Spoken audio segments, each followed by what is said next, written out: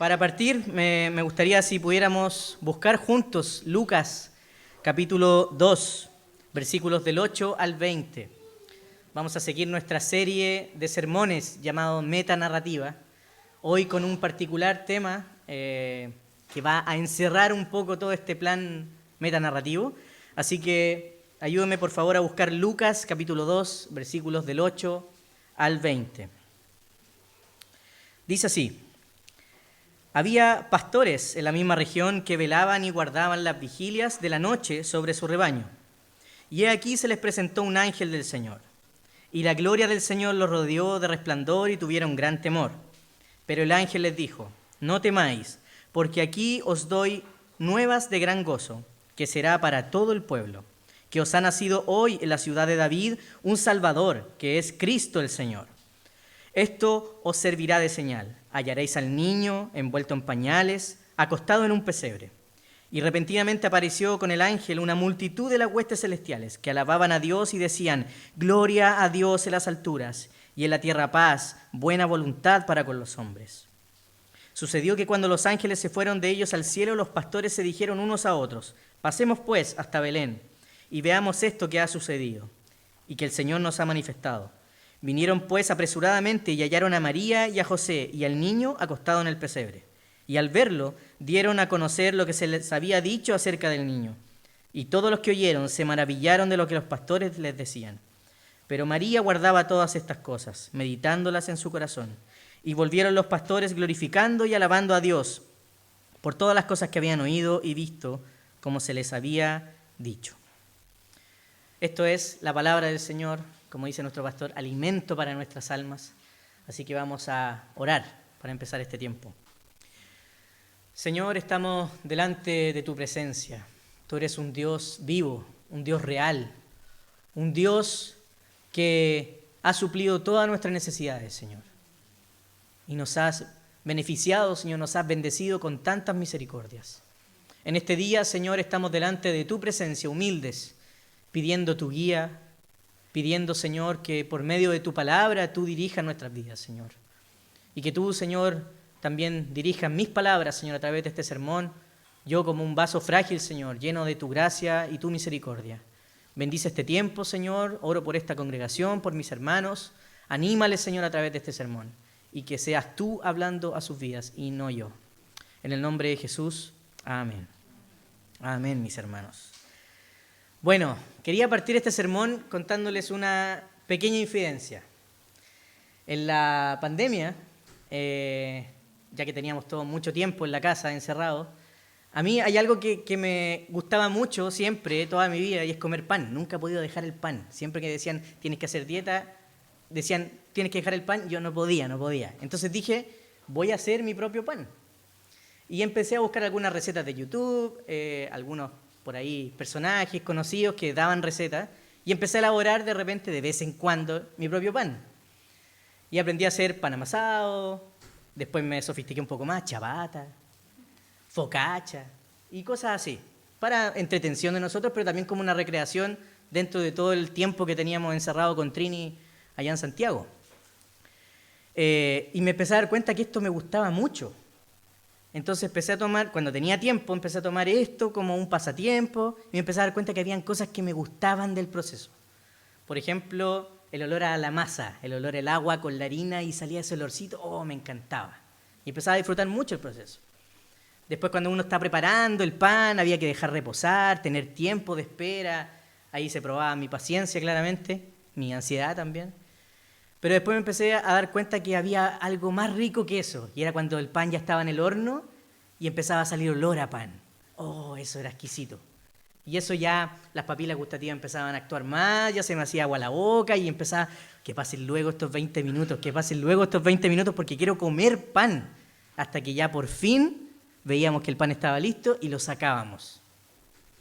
Y eso ya era lo máximo, probar el pancito calentito con una mantequilla. Me acuerdo que nuestro hermano Víctor una vez trajo pancito calentito y nos daba aquí, qué cosa más buena. ¿Qué tiene que ver esto que le estoy contando con el sermón de hoy día?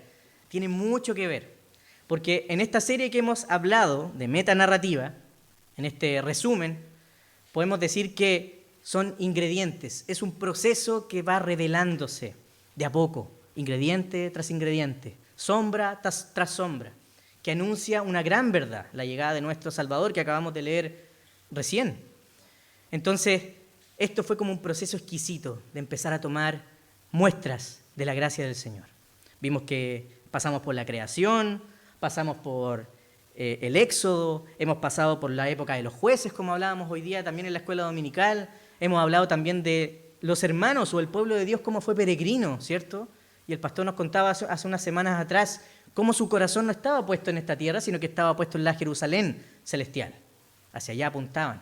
Pero todas estas señales, todos estos ingredientes, toda esta espera, como el horno del pan, ¿a qué apuntaban? Al pasaje que estamos estudiando o leyendo el día de hoy, el nacimiento de nuestro Salvador. Y es por eso que me gustaría darles un poco de contexto de cómo se trata este pasaje. En el principio de este capítulo se nos entregan los datos históricos, que son muy importantes, aunque ustedes no lo crean. Lucas, el historiador, el médico, empieza contando este capítulo del nacimiento de Cristo diciendo: en estos días, bajo la orden de un nuevo emperador reinante que se llamaba Augusto César, que eso no era su nombre, sino que era un título. César quería decir gobernante y Augusto quiere decir excelso, magnífico, grande, imponente. Entonces, cuando Lucas está diciendo en estos días, estaban en el reinado o el imperio de Augusto César, de un gran emperador imponente. Por orden de este gran emperador es hecho un censo. Y por tanto Dios usa este emperador romano y lo hizo jugar un papel fundamental. ¿Por qué? Porque, y esto es solamente un dato para partir a lo mejor del sermón, cuando se quiere relativizar de la llegada de nuestro Salvador, cuando se quiere poner en duda acerca del nacimiento virginal de Cristo, el nacimiento divino y humano de Cristo en la tierra, tenemos este dato histórico. Dios usó a este hombre, el gran Augusto César, para hacer un censo en toda la población y decir cuántos habitantes hay descendientes de David, cuántos judíos estaban establecidos, cuántos del pueblo de Israel que venían peregrinando estaban situados en una región particular. Y es así como llegamos al nacimiento de Cristo. ¿Y cómo? ¿Cómo fue así? Porque José era descendiente directo de David, del linaje de David. Entonces José sale de Nazaret y dice, ok, va a venir este censo aplicado por el imperio, yo tengo que estar en la región de Judea, en la región de Belén, en el pueblo de Belén, para que mi familia, mi esposa y mi hijo sean contados en el censo. Y ellos empiezan a situarse en Belén y empiezan a caminar por Belén. Y ustedes conocen bien la historia. Generalmente esto se predica mucho en Navidad, pero sabemos que Jesús nació en un pesebre de la pequeña Belén. Entonces, claro que es importante tener este contexto. Había un orden civil, un orden gubernamental, un orden del imperio. Entonces podemos dar certeza de que Cristo nació. Hay datos, hay historia, hay un censo. ¿Ok? Entonces eso es para partir como un contexto, un pequeño contexto. Entonces, vemos que este pueblo de Israel ha pasado por muchas etapas, como decía hace un momento atrás. Han pasado por el exilio, han pasado por el éxodo, han pasado por el peregrinaje, pero ahora está casi listo el pan. Viene el cumplimiento de la gran promesa que se anunció desde el Génesis. Desde Génesis 3:15, ¿se acuerdan? Hay una promesa, hay alguien, el hijo de la simiente de la mujer va a venir y va a aplastar la cabeza. Va a venir uno que va a librar al pueblo de toda la esclavitud. Y vemos que en este momento se revela esta gran promesa. Entonces vamos a ver 3 puntos. Como primer punto de este relato, de esta metanarrativa, es lo asombroso e improbable de la metanarrativa. Como segundo punto, la metanarrativa cambia el temor por gozo. Y como tercer punto, la metanarrativa es para un pueblo que la comunique. ¿Ok? Entonces vamos a entrar de lleno a nuestro pasaje. Si me acompañan en el versículo 8 y 9, vamos a leer, vamos a ir diseccionando un poco este pasaje. Dice, había pastores en la misma región que velaban y guardaban las vigilias de la noche sobre su rebaño. Y aquí se le presentó un ángel del Señor, y la gloria del Señor los rodeó de resplandor y tuvieron gran temor. Lucas escribe este pasaje y empieza este pasaje hablando no solo de María y José, que ya estaba en el capítulo anterior hablando de ellos y Jesús, claramente, sino que se fija en estos pastores. Entonces, estos hombres que Lucas nos describe eran considerados dentro de los últimos peldaños de la sociedad. Lucas pone una atención especial en un hecho particular que pasa con estos pastores. Hasta el versículo no. Estos pastores eran considerados dentro del último peldaño de la sociedad porque eran hombres humildes, muchos de ellos analfabetos. No tenían herencia, no tenían grandes posesiones, sino solamente un oficio. Ellos se dedicaban a pastorear ovejas. Eran hombres que lo más probable es que vivían cerca de su trabajo, en pequeñas chozas, afuera de la ciudad. Por lo tanto, su trabajo era un trabajo muy sacrificado, muy humilde, no con las condiciones óptimas para la mejor persona o el mejor círculo en la sociedad. Así que es particular que Lucas se centre en estos pastores. De hecho, los pastores eran tan mal catalogados que si había un juicio civil en esa época, no podían llamar a los pastores porque no eran de fiar. Un pastor no te podía servir en un juicio civil para ser testigo, por ejemplo. Eran totalmente menospreciados porque lo encontraban un trabajo humilde y ajeno a la sociedad. Pero sin duda, lo que vemos en este pasaje es algo muy paradójico. Y por eso el primer punto es algo asombroso, pero también improbable. Es paradójico porque esta historia de redención, que antes ya habíamos descrito, había una gran promesa, había un gran anuncio, se levantaban reyes, pasaba el pueblo de Israel generación tras generación diciendo, ¿llegará el rey ahora? ¿En esta generación llegará el rey? Se fijaban en todos los bebés que iban naciendo en el pueblo de Israel y decían, ¿será este nuestro Mesías? ¿Será este el que va a librar el pueblo con arma, con guerra? ¿Será este el Dios de los ejércitos que va a llegar imponente para liberarnos? Pero miren cómo nace Cristo en un pueblo pequeño, de una forma humilde, en un pesebre. Pero también Dios revela esta llegada a este grupo particular de personas, a pastores. No se lo revela ni al alcalde de la ciudad, no se lo revela ni a un político, ni al dueño de los impuestos, sino que se lo revela a personas humildes, personas improbables. Era totalmente improbable que Dios diera, según los judíos, una visión o una revelación a un grupo tan inferior. A los pastores. ¿Pero cómo?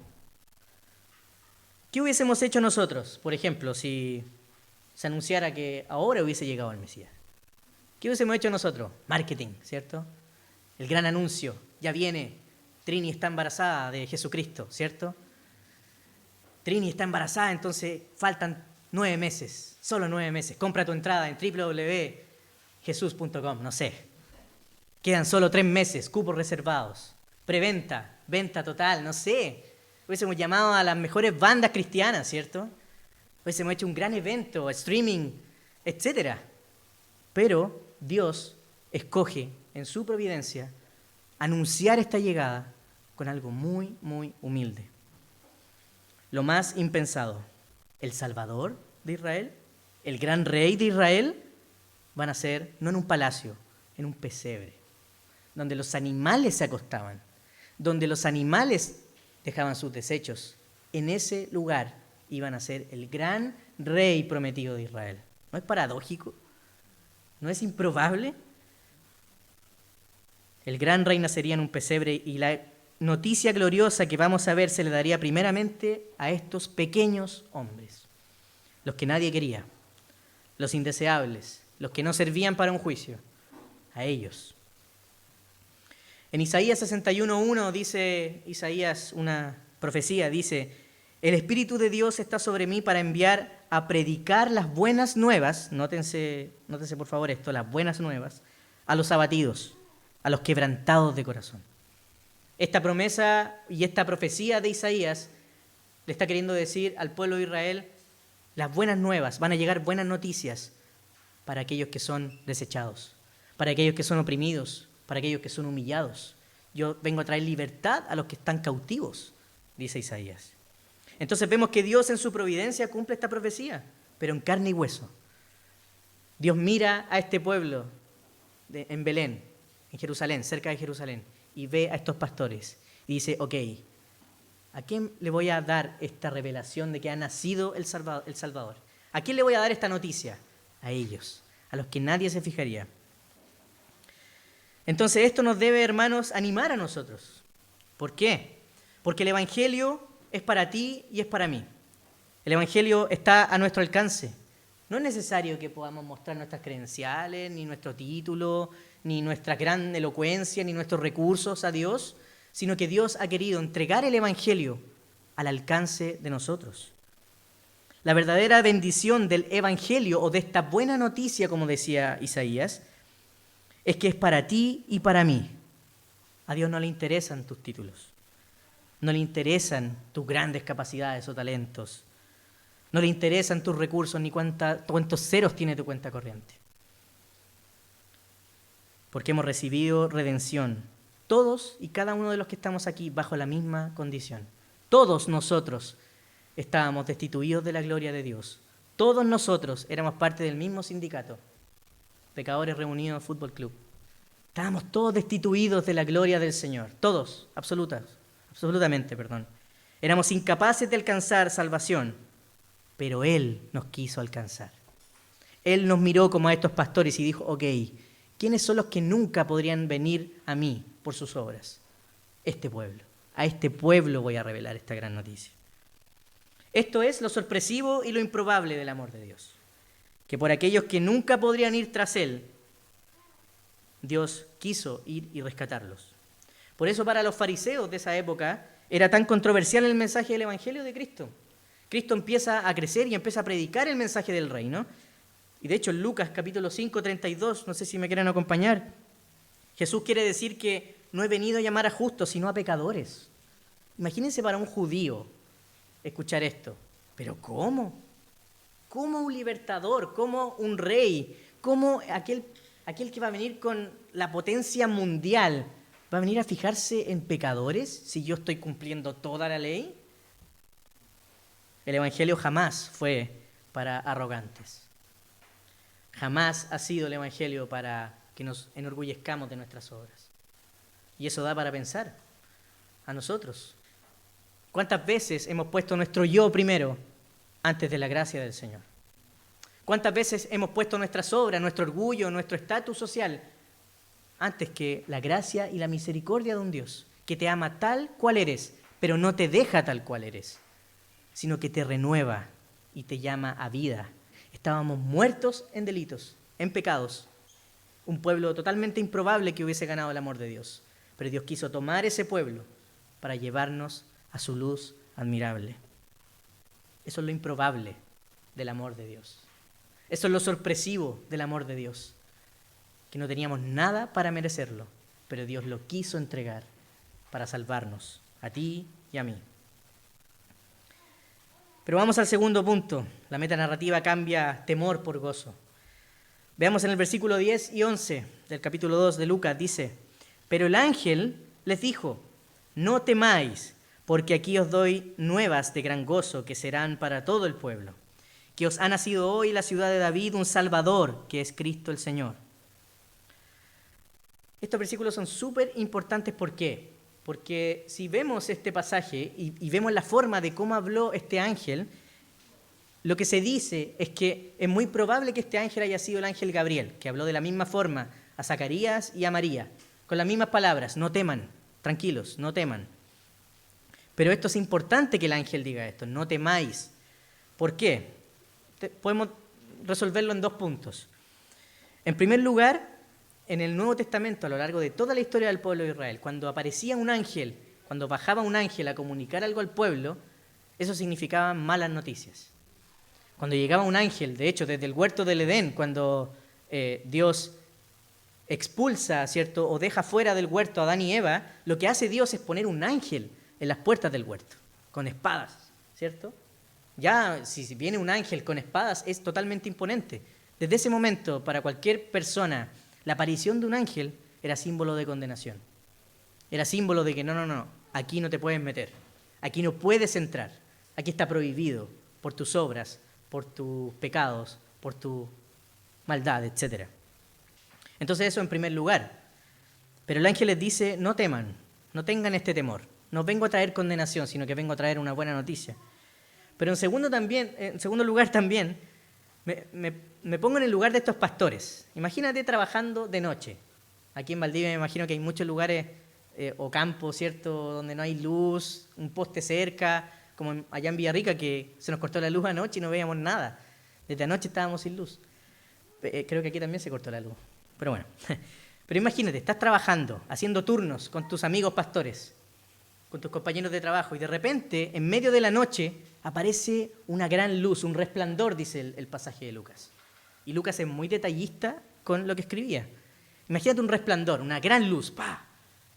Y aparece un ángel. Ok, ya, dijimos que el ángel daba miedo, ¿cierto? Pero también dice que este resplandor los rodeaba a ellos. Entonces imagínate el temor que podrían haber sentido estos pastores, acostumbrados solamente en la noche a ruidos de ovejas, y las únicas armas que tenían los pastores eran 2 bastones, para, si venía un lobo, ahuyentar el lobo, y para guiar a la oveja y decir, no, venga para acá. Esas eran las únicas armas que tenían. Imagínate si ven esta gran luz, y ven esta gran potencia de un ángel. Qué miedo, ¿no? Qué temor. Pero tomando estos 2 factores, vemos que la gloria del Señor, dice Lucas, ardió en esa oscuridad y lo rodeó de un resplandor. Y este ángel les dice, no temáis. Esas son las primeras palabras del ángel, no temáis. El apóstol Pablo, haciendo también alusión al no tener temor, escribe en Romanos 8:15, pues no habéis recibido el espíritu de esclavitud para estar otra vez en temor, dice, sino que habéis recibido el espíritu de adopción, por la cual aclamamos, Abba, Padre. Para Dios, un mensaje como este a su pueblo no debe atemorizarlos, sino darles esperanza y gozo, más allá de sus condiciones, más allá de un sufrimiento, más allá de circunstancias. La gran noticia que trae este ángel a estos pastores, el Evangelio, esta buena noticia, como también la buena noticia que Dios nos da a nosotros, es cambiar el temor por esperanza. Es cambiar el temor que tenemos de qué va a pasar con nosotros, qué vamos a hacer con nuestras obras, qué va a pasar con mi condición. Y recibir este mensaje, hay una buena noticia, no tengas miedo, hay algo bueno que viene para ti. La noticia que trae el ángel Gabriel es más profunda que la vida misma en sí para estos pastores. Esta noticia es más profunda que su condición social.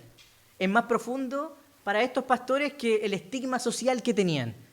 Esta verdad es más profunda que eso porque es eterna. Le está diciendo, tu Salvador, el que tanto esperaste, el que tanto escuchaste con historias, con escritos, ha nacido, está aquí, ya llegó, se encarnó. El Salvador ha llegado el día de hoy, está entre ustedes. Es hoy, les dice el ángel, está acá en este lugar, está al alcance. Solo tienen que ir y conocerlo. Veamos lo que pasó con estos pastores, versículos 13 y 14. ¿Qué pasó? Dice, y repentinamente apareció con el ángel una multitud de huestes celestiales. O sea, imagínate la escena. Ya no es solo luz, ya no es solo ángel, sino que tal cual como las películas de hoy en día en un multiverso, hacen así y aparecen huestes celestiales, miles de huestes. Y los pastores quedan mirando todo esto. ¿Qué pasó? Dice que estas huestes alababan a Dios y decían, gloria a Dios en las alturas y en la tierra paz, buena voluntad para con los hombres. El mensaje de la buena noticia es anunciado con un cántico, con un verso, y este verso dice, gloria a Dios en las alturas. La gloria de Dios estaba presente, pero también dice, y en la tierra, a ustedes, no teman, hay paz, paz para con Dios. No es solamente una paz horizontal entre los hombres, es una paz vertical. Es una paz que trasciende a la vida misma, trasciende a tu condición, trasciende a tu sufrimiento, trasciende a las heridas que te hicieron incluso en toda tu vida. Hay paz para con Dios. Es una buena noticia eterna, más grande que todo lo que puedas imaginar, más profunda que cualquier otra cosa. ¿No es glorioso esto? ¡Qué bendición para estos pastores! Imagínate, estigmatizados toda la vida, y ahora recibir esta gran noticia que es más buena que cualquier otra cosa. Hay paz para con Dios. No teman, ya no hay condenación. No viene un ángel a condenarlos, ni a anunciar juicio, ni que la ira de Dios caiga sobre ustedes, sino que viene a anunciar que hay paz. ¿Por qué? Porque tu Salvador ha llegado. Lo que tanto habías esperado ahora está entre ustedes. Pensemos ahora en lo que pasa con nuestras vidas, lo que pasa en estos días, con tanta persecución ideológica, con tanta persecución política, con tanta inestabilidad, ¿cierto?, hacia el pueblo de Dios. ¿Cuál es la esperanza que tenemos? Que nuestro Salvador está vivo. Que nuestro Salvador, como estos pastores, está a nuestro alcance. Qué glorioso. Qué glorioso anuncio. Este Salvador está aquí. Y no es un ángel el que lo trae hoy. No es solamente a un grupo de 4 o 5 pastores que estaban ahí, sino que este mensaje hoy es anunciado a través de su palabra. Y tenemos acceso por la misma palabra del Señor a esta revelación. Recién nuestro pastor nos decía en una pregunta de la escuela dominical, la revelación de Dios está a nuestro alcance. Está hoy. Tenemos la oportunidad, gracias al Señor, de poder abrir nuestras Biblias y leer este mensaje, las buenas noticias del Evangelio. No es necesario que venga un ángel. La palabra del Señor está a nuestro alcance. Su mensaje está a nuestro alcance. ¿Pero para qué? El Catecismo Menor de Westminster nos dice en la primera pregunta, ¿cuál es el fin principal del hombre? Y la respuesta a este fin principal, yo creo que usted la conoce. El fin principal del hombre es glorificar a Dios, pero también gozar de Él para siempre. Hoy puedes gozar porque hay paz. Hoy puedes gozar porque las noticias no son malas, son buenas. Tu Salvador está a tu alcance. Tu Salvador está a tu lado. Tu Salvador está para que lo tomes, para que goces de Él, para que disfrutes de Él día a día. Entonces, claramente podemos cambiar todo el temor que podemos sentir por un gran gozo. El gozo que nuestro Salvador no solamente ha sido anunciado, sino que está entre nosotros. Vamos al punto número 3. Hay una metanarrativa que hace que comuniquemos el mensaje. Versículo 16 dice, en adelante, vinieron pues apresuradamente y hallaron a María y a José. Los pastores fueron y vieron a María y a José. Y al niño acostado en el pesebre. Y al verlo dieron a conocer lo que se les había dicho acerca del niño. Y todos los que oyeron se maravillaron de lo que los pastores le decían. Pero María guardaba todas estas cosas, meditándolas en su corazón. Y volvieron los pastores glorificando y alabando a Dios por todas las cosas que habían oído y visto, como se les había dicho. Podemos ver que este grupo de pastores en realidad no es solo un grupo de trabajadores, sino que es un grupo de creyentes, de fieles creyentes. Porque cuando vieron a este ángel, cuando escucharon el mensaje de este ángel, lo que hicieron no fue dudar, sino que fue recibir este mensaje. Y dijeron, el Señor está entre nosotros. El Señor viene. Nuestro Salvador está aquí entre nosotros. Vamos a conocerlo. Entonces, tal vez para estos pastores han escuchado a lo largo de toda la ciudad la esperanza que algún día vendría. Pero no cuestionaron esta esperanza, sino que obedecieron esta esperanza. Y al ver al niño en el pesebre, vieron al Salvador exaltado en su gloria. Y esto movió y conmovió el corazón de ellos al nivel que no pudieron callar. Hay un acto y consecuencia. Amén, está diciendo mi hija ahí. Hay un acto y consecuencia. Cuando vieron esta revelación, estos hombres, en vez de tener gran temor, como habíamos dicho recién, tuvieron el gozo y eso los movió a obedecer y decir, ok, el Señor está acá. Esto es más grande de lo que imaginamos. Esto hay que contarlo, ¿cierto? Entonces, al igual que estos pastores, podemos preguntarnos el día de hoy, cuando recibimos este mensaje, cuando hemos escuchado todo el camino de esta metanarrativa, todo el plan de redención, cómo Dios ha trabajado en su pueblo, cómo Dios ha revelado la llegada del gran Mesías, cómo Dios ponía esta esperanza futura, ¿cómo reaccionamos nosotros? ¿Como estos pastores? ¿Hemos ido corriendo con este mensaje domingo a domingo y anunciarlo afuera? A nuestras familias, a nuestros vecinos, a nuestros amigos. ¿Qué hemos hecho con este mensaje? ¿Qué hemos hecho con esta revelación? Que, como les decía hace un momento, no es por un ángel, sino que es la Biblia. ¿Qué hemos hecho con este mensaje? ¿Lo hemos guardado? ¿Lo hemos enterrado como la parábola de los talentos? ¿O hemos ido con esta incontinencia, ¿cierto?, para ir y comunicarlo. ¿Qué hemos hecho con estos sermones del domingo? ¿Será este hoy día un sermón más de un domingo? ¿O es un mensaje que es más profundo que una predicación? ¿Qué vamos a hacer? ¿Cómo vamos a reaccionar con esto? ¿Predicaremos la venida del Salvador, el nacimiento de Cristo, solamente para Navidad? ¿O el 25 de diciembre? ¿O Nochebuena en la mesa? ¿O vamos a predicar la llegada de nuestro Salvador, domingo a domingo? ¿O vamos a predicar el Verbo encarnado, domingo a domingo, día a día? Sin duda, el nacimiento de Cristo nos muestra un bello contraste, que posteriormente el apóstol Pablo lo define en dos situaciones, la humillación y la exaltación. En Filipenses 2, del 5 al 12, dice lo siguiente: haya pues en vosotros este sentir que hubo también en Cristo Jesús, el cual, siendo en forma de Dios, no estimó ser igual a Dios como cosa que aferrarse, sino que se despojó de sí mismo, tomando forma de siervo, hecho semejante a los hombres, y estando en condición de hombre, se humilló a sí mismo, haciéndose obediente hasta la muerte y muerte de cruz. Por lo cual Dios también le exaltó hasta lo sumo y le dio un nombre, que es sobre todo nombre, para que en el nombre de Jesús se doble toda rodilla de los que están en los cielos y en la tierra y debajo de la tierra, y toda lengua confiese que Jesucristo es el Señor, para la gloria de Dios Padre. Vemos este contraste. De hecho, en la misma llegada de nuestro Señor Jesucristo vemos este bello contraste. El bebé no nació en una clínica, no nació en un palacio. El bebé vino a nacer en un pesebre.